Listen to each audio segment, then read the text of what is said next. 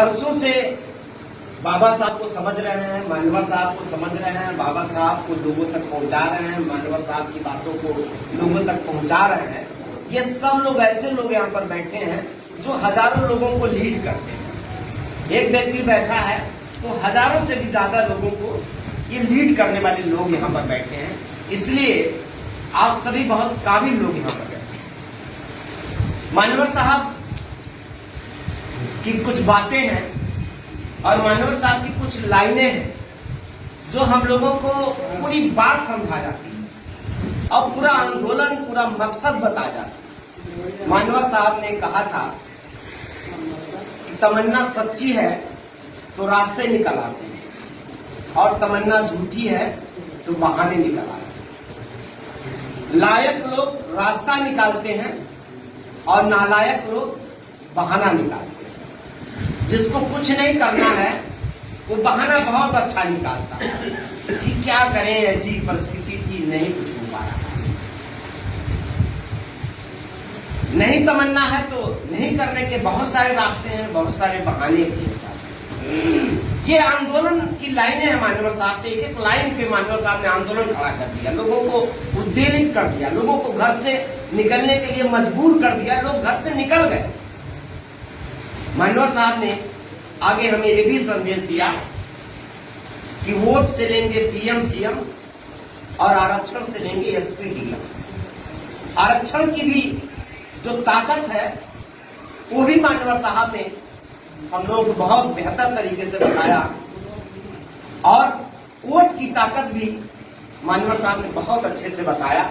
हमारे भैया लोगों ने भी कहा कि जो बाबा साहब ने हमें रास्ता दिखाया था, जो नक्शा खींचा था बाबा साहब डॉक्टर अम्बेडकर ने, उसमें रंग भरने का अगर किसी ने काम किया, उसमें जान डालने के अगर किसी ने काम किया वो हमारे मसीहा मानवर कांसी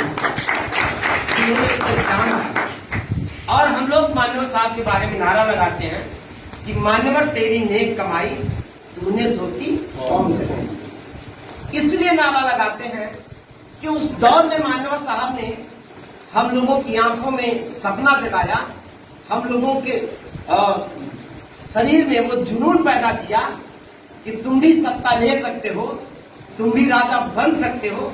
उस दौर में सपना जगाया हमारी आंखों में, जिस दौर में हम गांव का प्रधान बनने की बात नहीं सोच सकते थे। उस दौर में मानवर साहब ने हमें समझा दिया कि तुम प्रदेश के मुख्यमंत्री भी बन सकते हो और तुम देश के प्रधानमंत्री भी बन सकते हो। ये ताकत दिया मानवर उस दौर में, ये ताकत दिया जब हमारे पास कुछ नहीं था। आज बहुत कुछ है। जब हमारे लोग एक जून की रोटी के लिए बहुत ज्यादा संघर्ष कर रहे हैं, संघर्ष आज भी है लेकिन तब तो बहुत ज्यादा संघर्ष कर रहे हैं।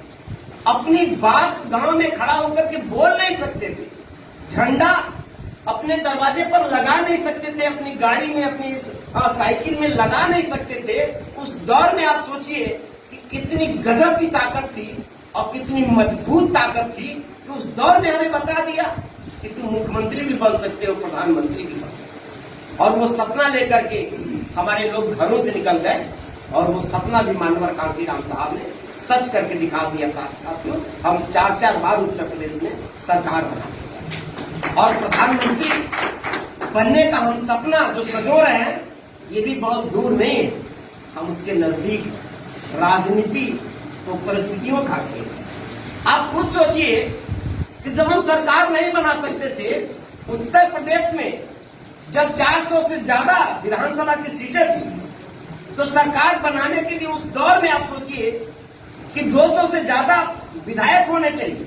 लेकिन पहली बार जब हमारी सरकार बनी थी तो मात्र 67 विधायक थे, उसमें भी 10-12 इधर उधर हो रहे थे, 47 विधायक और अन्य लोगों के पास, किसी के पास 150 विधायक थे तो किसी के पास 160-170 विधायक। लेकिन मानवर साहब ने ऐसी परिस्थिति बना दी साथियों कि वो लोग जिनके पास ज्यादा विधायक थे वो लोग नाक रगड़ने लगे मानवर कांसीराम साहब के सामने और कहने लगे कि मानवर साहब, आपके बिना किसी की सरकार नहीं बनेगी, आप हमें समर्थन कर दीजिए।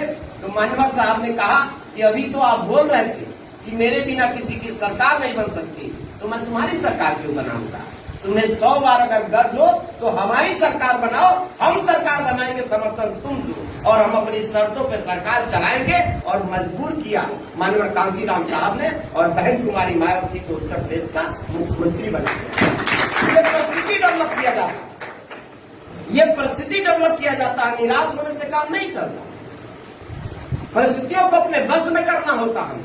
और आज भी परिस्थितियां हमारे बस में है, ये घबराने की जरूरत नहीं है। और ये भ्रम है हमारे दिमाग में, ये सरकार में लोग हैं बहुत मजबूत हैं, ये कुछ मजबूत नहीं, ये हवा में चल रहा है। और हवा में जब तक बनाए हैं बांधे हुए हैं, अब बिखरेगा तो 1 मिनट में दिखा जाएगा, ताकि बहुत देर नहीं लगेगा। और अभी तो मैंने भी इस सरकार की ताकत को पूरा आजमाया कि कितनी है ताकत, जरा देखा जाए। और ताकत आजमा के आया। अभी माननीय साहब बता रहे हैं कि माननीय साहब को लोग कहते थे CIA का एजेंट, अमेरिका के एजेंट। मेरे ऊपर भी आरोप लगा कि फ्रांस से पैसा आया मेरे पास, अखबारों में आप लोगों ने पढ़ा होगा। मेरे ऊपर भी आरोप लगा कि फ्रांस से पैसा आया इनके पास। वैलेंटीनी के इनके साथ गिरफ्तार हुआ, सरकार ने मुझे गिरफ्तार किया और 22 दिन